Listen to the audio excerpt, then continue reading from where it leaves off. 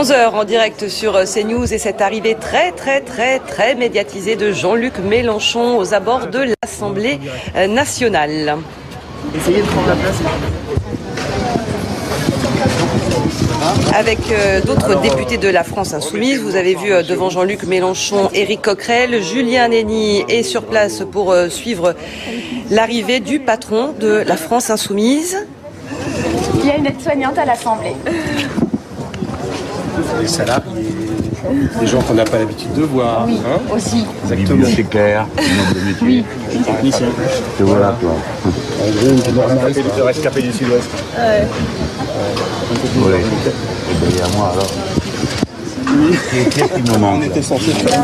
Colle-toi là, toi. De l'espace, monsieur. Parce qu'on n'arrive pas à l'esprit. Voilà, Insoumis d'Épinay. C'est Rabat qui m'a fait gagner, entre autres. Voilà, Ah tu sais, ouais. dans les nuits, on a été jusqu'à 2h du matin. Oui, Je t'ai j'en ai raconté. pas entendu parler 100 fois, mais c'est nous. Oui, vous avez fait un... Partout, il y a eu une remontada les derniers jours. Et où il est, Hugo? Il est là, il m'a passé. Une vedette déjà. Où tu es, Hugo? Mais si vous vous laissez impressionner par les journalistes, jamais on y arrive. Hein. Viens là, toi, Mathilde. Mets-toi là. Comment t'arrives en retard en plus? Eh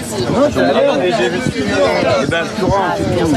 Eh oh, vous êtes député, les petits là. C'est vous qui représentez le peuple français, c'est pas eux, hein?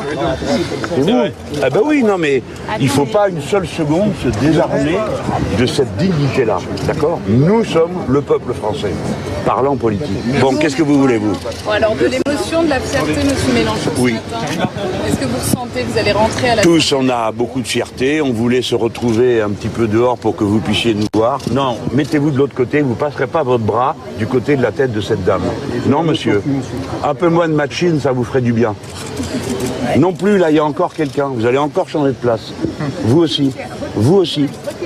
Bon, la conférence est terminée. Alors, demandez à vos collègues de se tenir, s'il vous plaît, dans le respect des députés. Donc, vous changez de place. BFM, vous passez là, s'il vous Passez plaît. là, BFM, vous êtes raisonnable d'habitude. On va prendre le temps que vous soyez... Écartez-vous un petit peu là, faites un peu plus de Venez, place. venez, madame, passez de l'autre côté. Nous prendrons le temps que vous puissiez travailler correctement. Venez. Chacun d'entre... Pardon, madame. Chacun d'entre nous a des obligations. Prenez-le. Allez. Voilà. La presse ici, Oui, et des députés de l'autre côté. absolument. Nous ne sommes pas le même monde. Exactement. Venez, madame. Êtes-vous à votre aise? Êtes-vous à votre aise, BFM? Parce qu'ils ont suivi la discipline, on ne va pas les maintenir. Vous y êtes, madame? Votre caméra est là, ça va pour vous? Voilà. On va se mettre de 3 quarts de cercle. Eux, ils ont été sérieux, donc on ne va pas les pénaliser. Voilà. Alors, qu'est-ce que vous nous voulez maintenant? C'est bon. À nous tous. Ah, mais n'avancez pas maintenant. Une immense fierté parce que le groupe que vous voyez ici, en partie, parce qu'il en manque encore beaucoup, est déjà à l'image du pays. Il nous manque peut-être quelqu'un de l'Ouest et des départements et territoires d'outre-mer. Voilà. Mais vous savez, vous écarteriez encore un peu plus, c'est super. Parce que moi, je me fais... Ça va, madame? Si je vais vous défendre, madame de Molière. Vous vous rendez compte où nous voici rendus? Ah. Voilà. Donc c'est beaucoup de fierté pour nous. Nous sommes à l'image du pays, à l'image de sa composition sociale. Les gens qui sont là, hier encore, pratiquaient leur métier avec fierté, puisque vous avez vu les premiers mots de ma camarade, c'est « il y a une aide-soignante à l'Assemblée, il y a une bibliothécaire, il y a etc. » Je vais pas faire tout le tour. Et puis notre courant, notre famille, je ne sais pas comment on doit s'appeler, idéologique, culturelle, fait son entrée à l'Assemblée nationale. C'est pas rien pour nous qui sommes pétris de la religion républicaine, hein, d'être là. Voilà, oui, c'est un moment de très grand bonheur et on se prépare à faire ensemble. Notre groupe sera un groupe, pas une collection d'individus, comme c'est souvent le cas.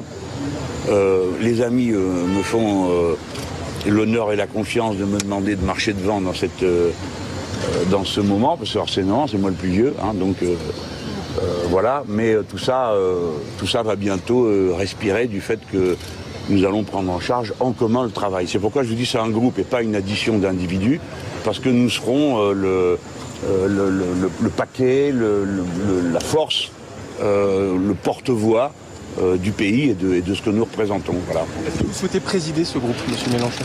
Oui, je crois que c'est ce qu'il y a de mieux à faire.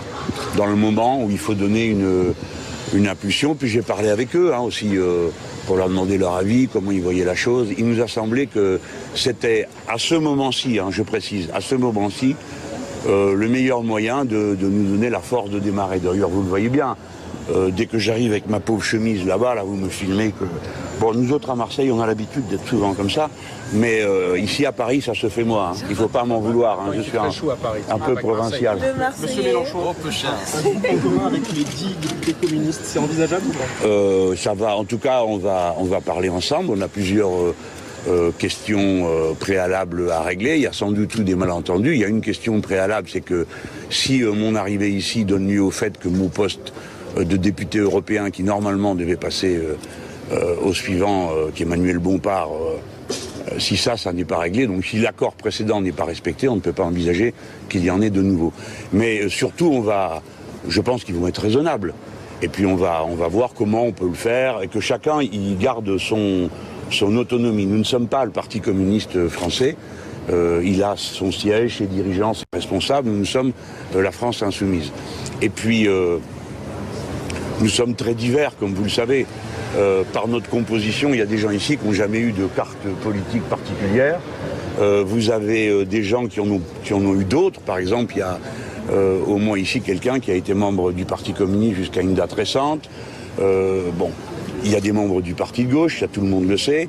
Et puis il y a d'autres personnes qui ont signé avec nous et qui sont toujours membres dans notre parti. Je pense à M. Stéphane Peu, qui a signé la charte de la France Insoumise. Il y a d'autres personnes qui se sont déclarées France Insoumise au moment de l'élection, comme M. Ruffin ou Mme Autain. Donc cette diversité doit être, dans tous les cas, protégée et sauvegardée. Voilà, bon. Est-ce que c'est vous la gauche ou est-ce que c'est le PS? On ne se pose pas la question comme ça, parce que d'abord, le mot doit être réhabilité.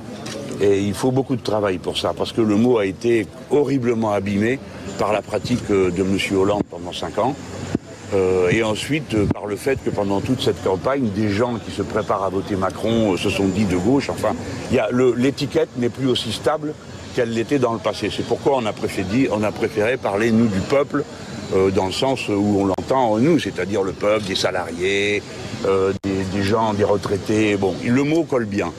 Mais bien sûr qu'une des tâches est de réhabiliter et de sauver l'honneur de ce mot devant la masse des Français. Mais aujourd'hui, une bataille d'étiquette aurait peu de sens. Donc c'est vous allez incarner, M. Mélenchon. Comment faire avec cette vingtaine de députés seulement sans changer des poissons? Vous allez voir. Bon. D'abord, on va faire le pari, je crois qu'on a un peu parlé entre nous. On va faire le pari de la raison. Je pense que c'est le meilleur pari. C'est de commencer en se disant, je peux les convaincre. Si on se dit, je peux les convaincre, on va y mettre toute notre énergie, et ce qu'on dira sera beau. Parce que ça ne sera pas seulement destiné à ceux qui sont dans l'hémicycle, mais ça sera entendu par tous ceux qui n'y sont pas. Et les merveilles de notre époque, c'est que dorénavant, plus rien n'est confidentiel dans le débat public. Des fois, c'est hélas. Par exemple, les SMS, maintenant, j'ai appris à mes dépens qu'il vaut mieux éviter ces moments d'humeur qu'on peut se permettre des fois en famille.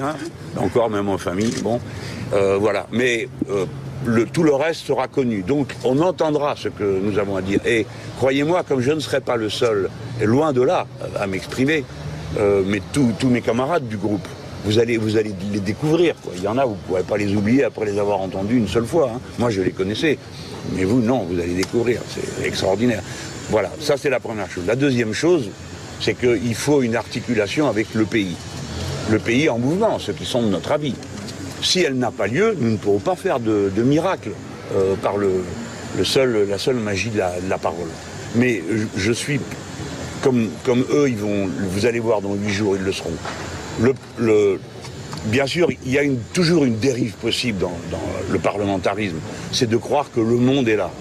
Mais il y a une grandeur et une noblesse du parlementarisme. C'est que la parole, en devenant officielle dans un hémicycle, se transforme. Et elle prend tout d'un coup des ailes. Elle a une portée, elle a un sens. On ne parle jamais en vain dans un hémicycle parlementaire, on ne vote jamais en vain. Même si on est minoritaire. Oui. Oui, mais moi je pense que les plus grosses surprises ne vont pas venir de la minorité, elles vont venir de la chose là, majoritaire. Bon, parce qu'il y en a quand même, ils sont au courant de rien, donc quand on va leur expliquer, non mais il y a des braves gens là-dedans. Il y a des braves gens dans les... Bon, il y a beaucoup de DRH et de gens comme ça qui ont une conscience sociale souvent assez faible, pas toujours, hein, mais il y a beaucoup de... des chercheurs, des intellectuels, je sais pas quoi, j'ai vu le matheux là, je vais lui expliquer ce que c'est qu'un contrat de travail, il va tomber par terre, parce qu'il le sait pas tout simplement, il sait pas ce qu'il y a dedans, il sait pas que la journée de 8 heures, c'est 100 ans de lutte, le gars il croit que ça a toujours été comme ça. C'est aussi dans la confrontation. Ah bah avec le pouvoir, je vois pas comment on pourrait faire autrement. Bon bah ils sont de droite, on va pas faire... Bah, le Premier ministre est de droite, assumé, affiché, nucléariste, assumé, affiché. La ministre du Travail, elle est de droite. Bon, il n'y a pas d'ambiguïté sur qui ils sont. Est-ce que vous serez l'emmerdeur de l'Assemblée? Non, on ne peut pas le résumer comme ça. D'abord parce que c'est vulgaire. Et deuxièmement parce que ce n'est pas ça le but. Le but, c'est, à travers la parole parlementaire, de faire croître la conscience collective et de lui donner un prolongement. Donc là, vous voyez, on n'est pas si nombreux que ça hein, dans ce groupe. On va se partager toute la France. C'est-à-dire que chaque député du groupe La France Insoumise aura un nombre de départements dont il doit s'occuper personnellement et aller là-bas à intervalles réguliers. Bon, il y aura peut-être un petit carnet, même dans le temps ça existait. Hein. Au début du mouvement ouvrier, il y avait un carnet. Ma parole ? Bon, voilà. Est-ce que vous souhaitez un 4e tour social en prévision de la loi de travail, des débats qui vont avoir lieu dans cet hémicycle, que les gens descendent dans la rue? Oui, nous souhaitons que le peuple se mette en mouvement. Cette élection, bien sûr, c'est une élection. Par conséquent, notre devoir de républicain est d'en assumer le résultat. Hein. Il y a un résultat, voilà, les gens qui sont élus, ils sont élus. Mais tout ça est en crise de légitimité d'une manière incroyable. 14% des électeurs n'ont pas demandé à diriger plus de 100% de la décision. Ce n'est pas vrai.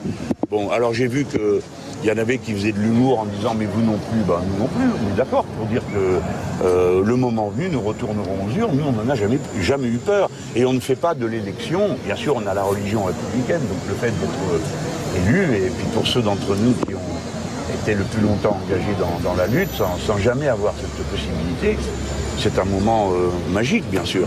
Mais c'est pas tout l'élection, il y a plein de copains qui sont pas là, qui n'ont pas perdu à nos yeux un gramme de leur valeur. Hein. Hier, il y avait des manifestations du Front Social partout à Paris. Et hier, place de la Concorde, il y avait très peu de mobilisation. Est-ce que vous pensez que voilà, ça va s'affaiblir? Eh bien, nous allons améliorer ça. S'il y avait peu de monde, il faut bien commencer. Nous autres à Marseille, oui, écoutez, nous autres à Marseille, on a commencé le 8 juin, à l'appel de la CGT, un premier rassemblement. Bon, on était 2-3 000. Bon, mais maintenant, il faut que les gens prennent conscience de ce qui se passe. Beaucoup de gens l'été approche, tout ça, ça perturbe un peu la perception. Mais c'est la France ici, il faut s'y faire. Bon, alors vous me direz, de temps à autre, on se mange un Napoléon III et puis ça dure un moment. Mais ça ne dure pas aussi longtemps que le pays lui-même. Le pays, il est comme ça. Ça va prendre vraiment cette mobilisation? Ben écoutez, on va voir, on n'a pas de raison de commencer tout de suite à remplir vos pages nécrologiques. Bon, on va se mettre au travail, puis les syndicats surtout.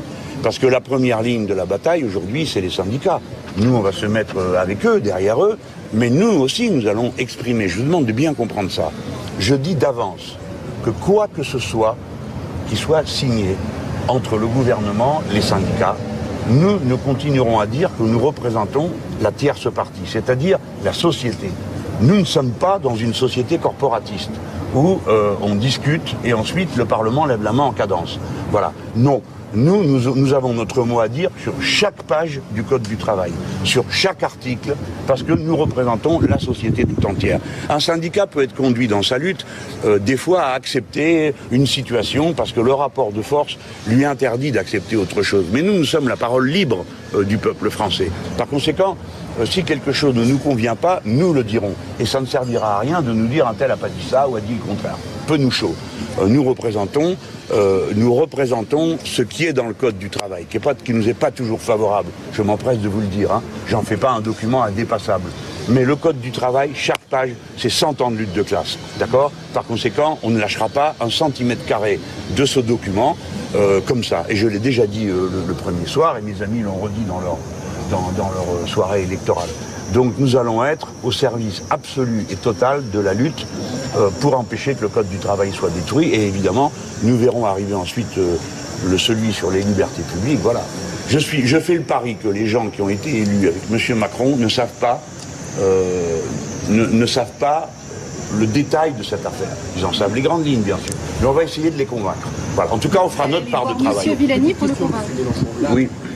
Vous n'avez jamais été député, vous avez eu plein d'autres... Jean-Luc Mélenchon, député pour la première fois, mais vieux routier de la politique. Il a ordonné les journalistes dans une arrivée très médiatisée à l'Assemblée nationale. Il est arrivé un peu en chef de classe des jeunes députés, mais apaisé, hein, Loïc. Oui, et une information, c'est bien Jean-Luc Mélenchon qui va prendre la tête du groupe de la France Insoumise, 17 députés. Pour le reste, eh bien, c'est le show Mélenchon. Nous autres, les Marseillais, nous le peuple, nous la société et nous la gauche surtout, celle qui va réellement, selon lui, s'opposer à la politique d'Emmanuel Macron. Il finissait son point presse là-dessus, la défense du code du travail. Pour le reste, eh bien, ouais, il a présenté ses députés issus comme du côté de la République en marche, principalement de la société civile. On a vu une aide-soignante, une bibliothécaire.